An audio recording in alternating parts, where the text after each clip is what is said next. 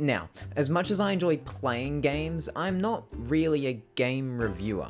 It's hard for me to articulate what people would be looking for in a game, and given that 99% of the games that I play are platformers, it's not really my space to branch into the space of reviewing any single type of game, because I'm unfamiliar with them. Which is why when I got this email in my inbox telling me about this small French studio that had just launched their first game, and they gave me a Steam key for it, I was intrigued. Why me? Why did I get this Steam code? They state their game is like a 2D Mario Odyssey, a game that I'm somewhat familiar with. What the hell?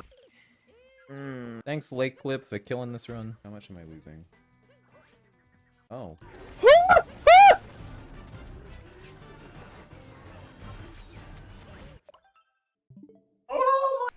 But still, me? A small 500 sub channel that tends to stop uploading for months on end. I mean, sure, I guess. I plugged the Steam key into my account and was granted access to Holy Cap's first game, Promenade.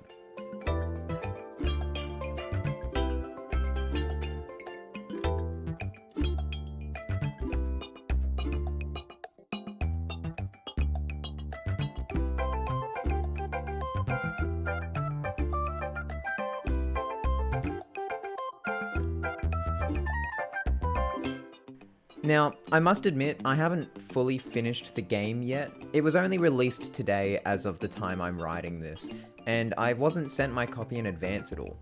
No, this is more of a first thoughts than a full-on review. I'll leave that job to the qualified people.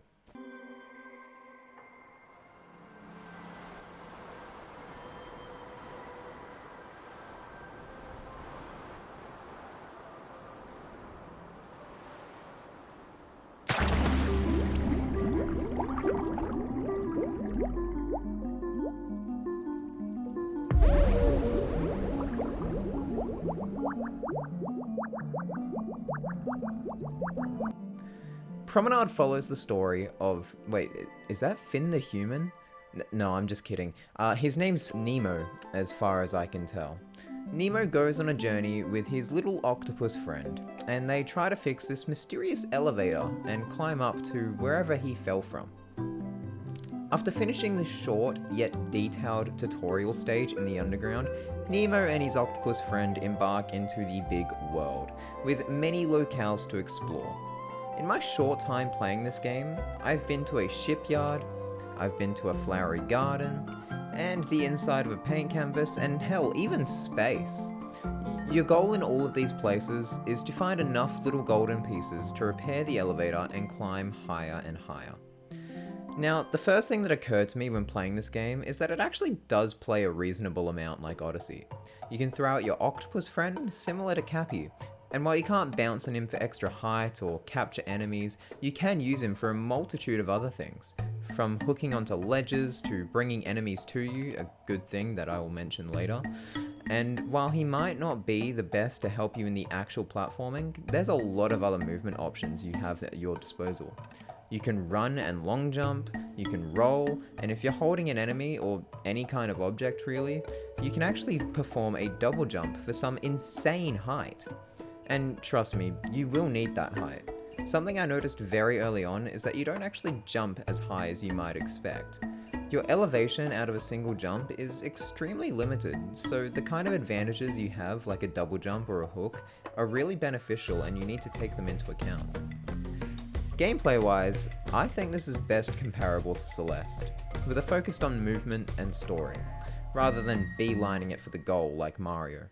In fact, there's a large number of these small challenge rooms scattered around the place, and these feel a lot like the rooms you would find in Celeste and are a great break from the normal exploration gameplay.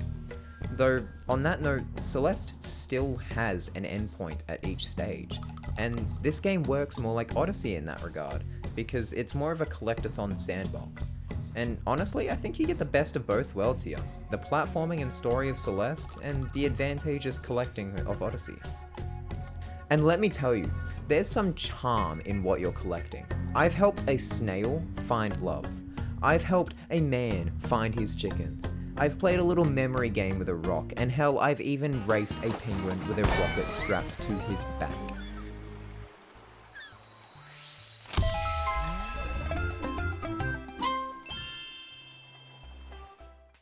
There is so much to do in every area, which was really surprising, honestly. Doing this many things with the limited space of a 2D game like this is truly impressive. I never got bored, and on top of it, I never really disliked the environment either. The art design is really smooth and cute, and the music beautifully blends into its surroundings. In fact, I've been using Promenade's almost 2-hour OST for this very video.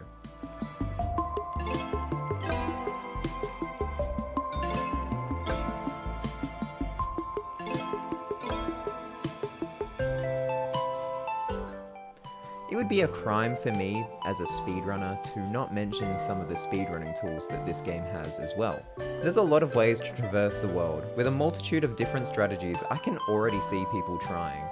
On top of that, you can set timers for almost everything. From the aforementioned challenge rooms to the races with the penguins, or hell, even the whole game. I'm really excited to see the speedrun potential for a game like this.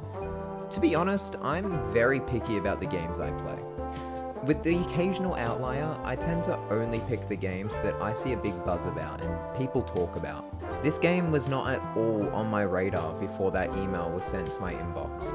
But I'm glad to have been given the chance to try it, because wow, it has been incredible. You can play this game on literally any current gen console, so if you've got any interest, there's no reason not to try. In fact, there's also a free demo. So, if you have any interest in platformers, or just want to support this team in their very first game, I would highly recommend it.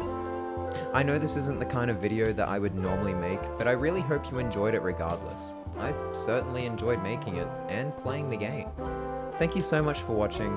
I'll see you in the next one. Bye bye.